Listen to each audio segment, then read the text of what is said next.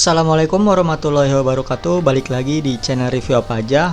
Kali ini adalah pembahasan tentang pengenalan komputer untuk pemula bagian yang kedua. Kalau yang sebelumnya itu kan bagian yang pertama kita hanya membahas tentang bentuk, gambar-gambarnya dan nama-namanya. Kalau sekarang saya di sini akan menjelaskan tentang fungsi-fungsinya.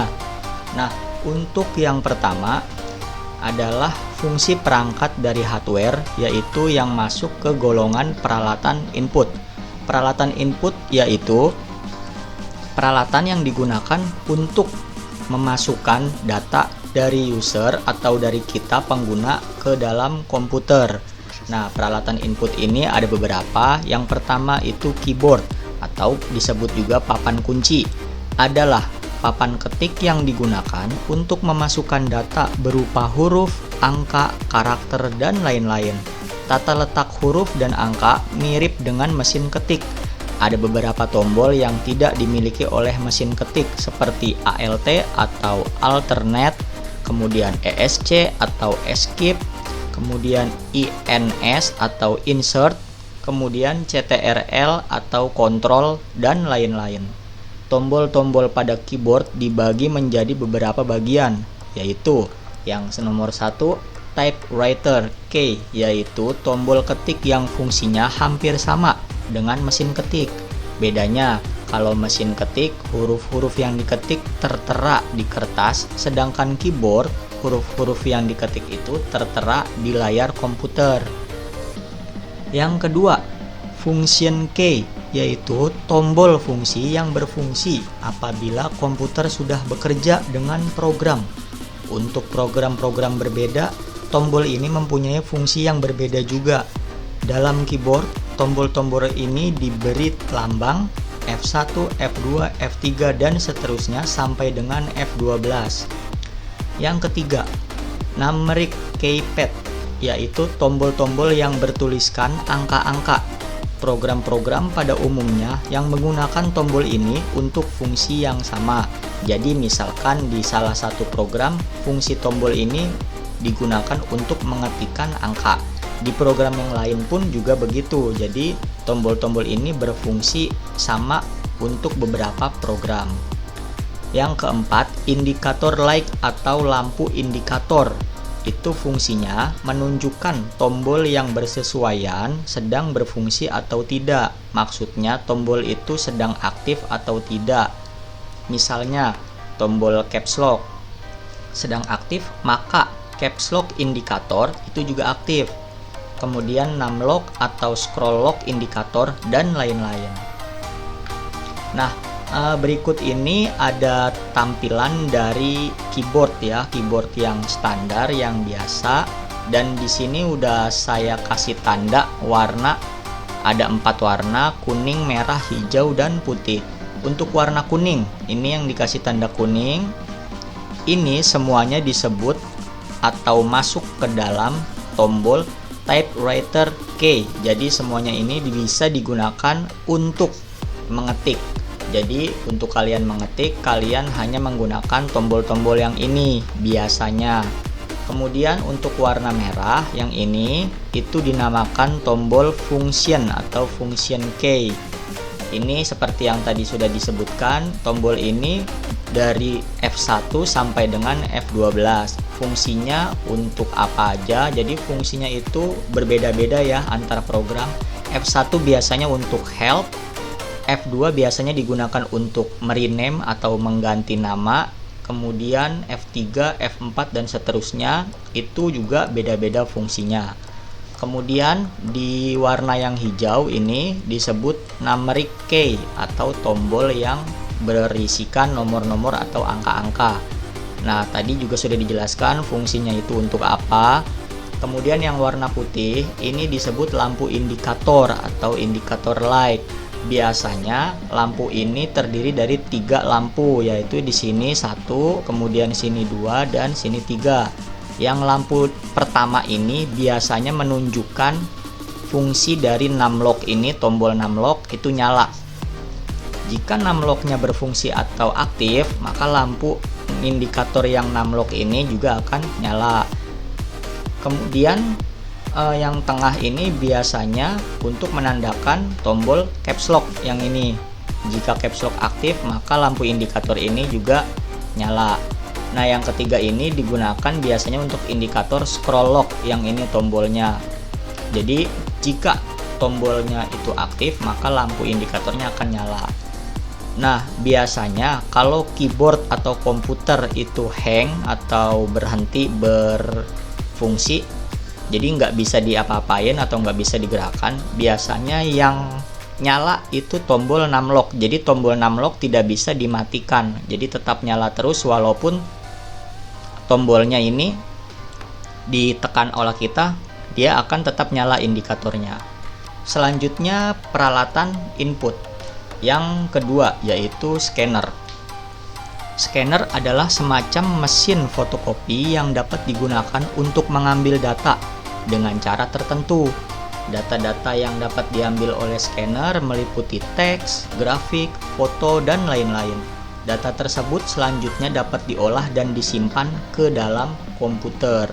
Nah, data-data di sini yang tertulis data-data yang dapat diambil oleh scanner meliputi teks, grafik, foto, dan lain-lain. Ini tidak hanya data-data yang berasal dari hasil printout atau hasil print dari komputer ya, tetapi bisa juga hasil buatan kita sendiri. Contohnya kita menggambar sesuatu di kertas, kemudian kita scan, maka gambar itu akan masuk ke dalam komputer.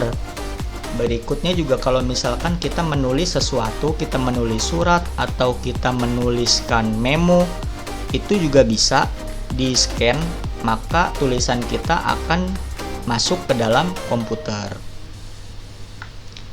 Lanjut, peralatan input yang berikutnya adalah mouse. Mouse adalah suatu alat yang dapat digunakan untuk membantu Anda mempercepat pengambilan suatu perintah. Mouse bila digerakkan, dia akan menggerakkan kursor atau pointer di tempat yang sesuai pilihan. Nah, yang dinamakan pointer ini ya, yang putih bergerak nih, namanya pointer. Kita bisa tekan klik tombol kiri untuk memilih menu pilihan dan tombol kanan untuk menampilkan menu pada program aplikasi yang kita buka. Mouse ini bentuknya bermacam-macam. Pada komputer PC bentuknya mirip genggaman tangan yang dilengkapi dengan tombol kiri dan tombol kanan, serta biasanya ada tombol di tengah yaitu tombol scroll yang fungsinya untuk menggulung layar ke atas atau ke bawah. Kalau di laptop itu nggak ada mouse ya, tapi biasanya sudah disertakan dengan namanya touchpad. Jadi dia bisa digeser-geser atau ditekan di bagian bawah keyboard. Nah, selanjutnya itu ada peralatan proses. Jadi kalau tadi peralatan input, sekarang peralatan proses. Peralatan proses ini meliputi CPU atau Central Processing Unit, adalah yang termasuk dalam kategori perangkat keras komputer atau hardware, yang mana memiliki tugas menerima dan melaksanakan berbagai perintah serta data dari perangkat lunak atau software. Artinya, CPU itu sebagai otak dari komputer, sehingga tanpa adanya CPU pada komputer tentunya tidak akan berfungsi atau berjalan dengan baik.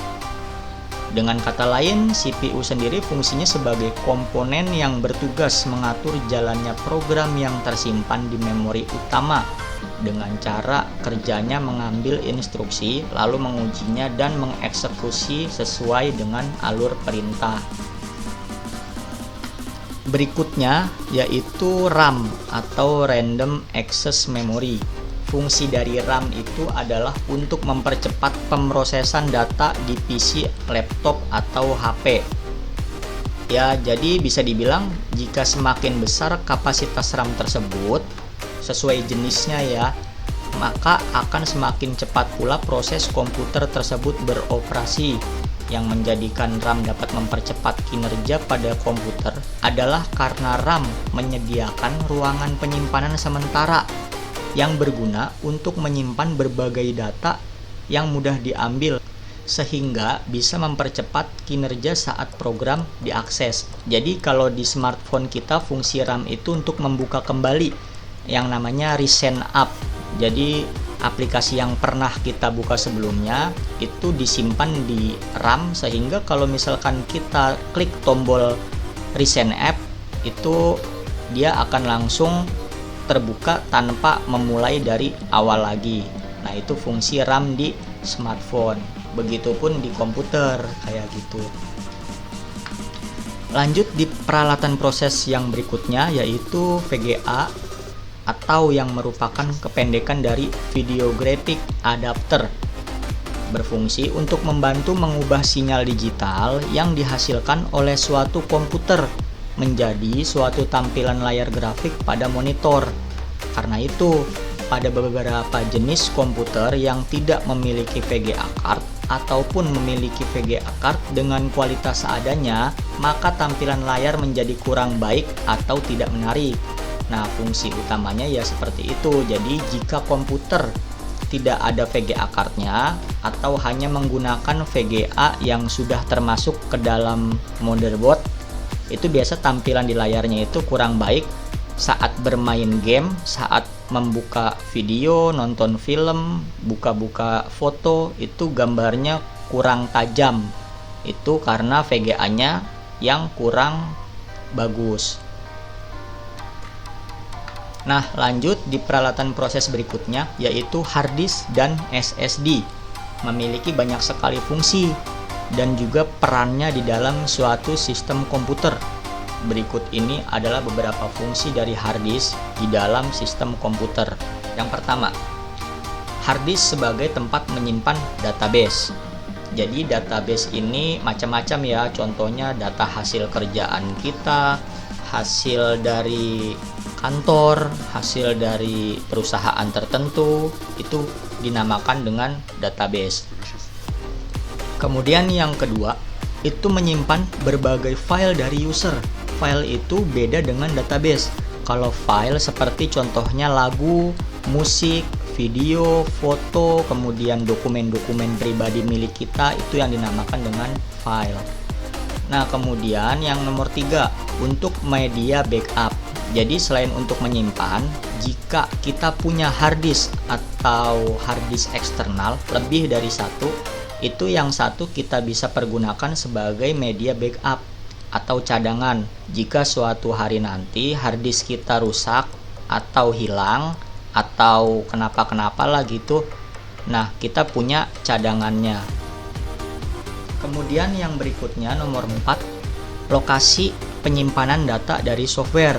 Nah, aplikasi atau software atau program yang kalian install di dalam komputer itu akan masuk ke dalam hard disk. Jadi, kalau misalkan hard disk kalian error atau rusak, maka secara otomatis software yang telah kalian install pun akan rusak atau hilang. Nah, kemudian yang nomor 5, ini adalah yang paling penting, yaitu untuk menyimpan OS. OS ini bisa Windows, Linux, ataupun Macintosh pada komputer jenis Mac. Nah, OS ini sangat penting disimpan di dalam hard disk. Jadi kalau misalkan hard disk kalian rusak, maka komputer kalian pun tidak akan berfungsi atau tidak bisa digunakan dengan semestinya. Nah, lanjut di peralatan proses yang berikutnya, yaitu motherboard. Motherboard memiliki fungsi utama, yaitu sebagai tempat disusunnya seluruh rangkaian sistem komputer seperti prosesor atau CPU, chipset, RAM, hard disk, VGA, LAN card, dan juga semua soket-soket dan juga slot dari sebuah komputer. Dengan fungsinya seperti ini, maka wajarlah apabila motherboard memang merupakan salah satu komponen penting di dalam sistem komputer, karena merupakan rumah tempat tinggal bagi para komponen-komponen tersebut. Komputer tanpa adanya motherboard tidak akan bisa berfungsi dengan seharusnya. Jadi bisa dibilang motherboard ini adalah komponen penting ya, sangat penting dari sebuah komputer. Nah, yang terakhir ini dalam peralatan proses, yaitu casing. Casing berfungsi untuk melindungi komputer-komputer dari debu. panas, air, atau kotoran lainnya pada saat bekerja dan melindungi dari benturan-benturan fisik. Casing juga berfungsi sebagai pelindung prosesor, motherboard, DVD airway drive, DVD room, dan hard disk.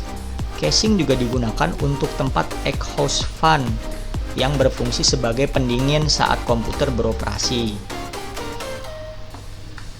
Nah, kemudian di bahasan selanjutnya yaitu peralatan output. Yang termasuk ke dalam peralatan output yang pertama adalah monitor, yaitu suatu alat yang dipergunakan untuk menampilkan hasil pengolahan data dalam bentuk tampilan layar. Proyektor juga termasuk dalam kategori peralatan output yang fungsinya sama seperti monitor. Nah, di sini ada dua jenis monitor. Yang pertama, yang sebelah kiri itu monitor CRT atau monitor tabung atau cathode ray tube. Kemudian yang ini adalah LCD, liquid crystal digital, yang sama-sama fungsinya sebagai penampil gambar. Nah, kemudian peralatan output berikutnya adalah printer. Printer adalah suatu alat yang digunakan untuk mencetak hasil pemrosesan komputer ke kertas. Ya, sebenarnya bukan cuman ke kertas aja ya, bisa ke kain, bisa ke kayu, bisa ke bahan-bahan lainnya, tergantung dari jenis printernya. Tapi untuk printer yang ini itu digunakan hanya untuk media kertas. Kemudian peralatan output selanjutnya yaitu CD atau DVD room. CD room berfungsi untuk membaca data CD keping ya maksudnya, dan melakukan burning data ke CD. Artinya dengan menggunakan CD room kita bisa menyimpan data ke dalam piringan CD atau disebut dengan burning dan menampilkan data dari CD. Nah, kalau DVD ini berasal dari kata Digital Versatile Disc.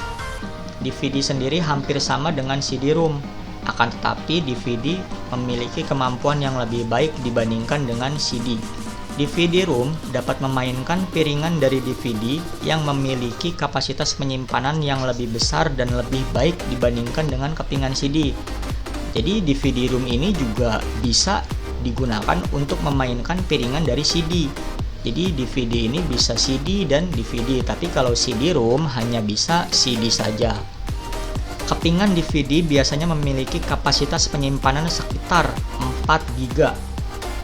Kapasitas kalau CD yang ini ya, CD-ROM itu biasanya kapasitasnya hanya 700 MB. Tapi kalau DVD ini 4,7 GB biasanya. Lanjut ke peralatan output yang berikutnya, yaitu speaker dan headset. Berfungsi untuk mengeluarkan hasil proses dari CPU berupa suara atau audio. Speaker akan mengeluarkan suara yang diputar dalam komputer, baik dari musik player maupun suara video. Nah, speaker komputer memiliki bentuk yang sangat beragam. Ada yang memiliki ukuran yang kecil, sedang, maupun speaker dengan ukuran yang besar. Kekuatan dalam mengeluarkan suara pun tentunya juga berbeda-beda tergantung dari besar atau kecilnya speaker tersebut. Nah, jadi begitulah penjelasan untuk fungsi-fungsi dari materi yang kemarin di video sebelumnya saya telah jelaskan. Jadi ini adalah fungsi-fungsinya. Semoga dari video ini kalian bisa lebih mengenal komputer dengan baik dan tahu fungsi-fungsinya itu untuk apa saja. Nah, untuk video selanjutnya jangan lupa di subscribe, like, dan share agar kita bisa berbagi ilmu-ilmu yang bermanfaat untuk orang banyak dan teman-teman kita semua. Kurang lebihnya, jika ada bahasa-bahasa saya yang kurang jelas untuk dimengerti, mohon untuk dimaafkan. Kurang lebihnya mohon maaf. Wassalamualaikum warahmatullahi wabarakatuh.